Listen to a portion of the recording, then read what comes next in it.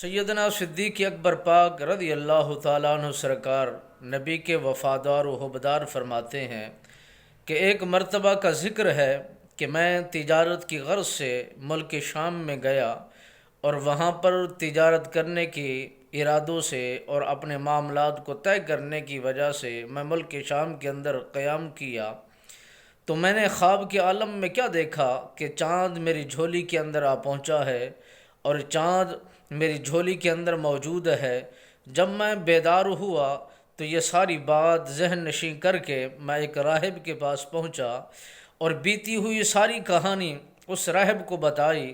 اور اس نے مبارکباد دی۔ اے صدیق اکبر پاک، آپ کو مبارک ہو، آپ دین اسلام کو قبول کرنے والے ہیں، نبی آخر الزماں صلی اللہ علیہ وسلم سرکار کے حبدار و وفادار بننے والے ہیں۔ آپ مکہ کے اندر جب داخل ہوں گے، وہ نبی آخر الزماں صلی اللہ علیہ وسلم سرکار اسلام کی دعوت کو عام کرنے کا اعلان کر چکے ہوں گے اور لوگوں تک دین اسلام کا پیغام پہنچا رہے ہوں گے۔ اب آپ ان سب میں سے افضل انسان ہوں گے جو لبیک بھی کہیں گے اور پھر ان کی تصدیق بھی کریں گے اور انہی کا کلمہ پڑھ کر انہی کے قدموں پر اپنی جان کے نذرانے پیش کرنے کے لیے بھی تیار ہو جائیں گے۔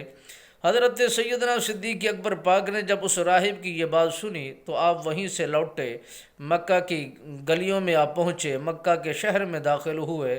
تو سیدنا صدیق اکبر پاک کے دربار گوہر مار میں پہنچے۔ میرے نبی سرکار دیکھ کر سیدنا صدیق اکبر کو مسکرا رہے ہیں اور صدیق اکبر نبی رحمت للعالمین کے والضحیٰ کے چہرے کا درشن فرما رہے ہیں۔ میرے نبی سرکار کے غلام سیدنا صدیق اکبر پاک ابھی اسلام میں آئے نہیں ہیں اور عرض کرتے ہیں، آقا یا رسول اللہ، میں نے سنا ہے آپ نے اعلان نبوت فرما دیا ہے، کیا آپ کے پاس کوئی دلیل ہے؟ میرے نبی سرکار نے فرمایا، جو خواب تم نے ملک شام میں دیکھا ہے وہ تمہارے لیے دلیل کافی نہیں ہے۔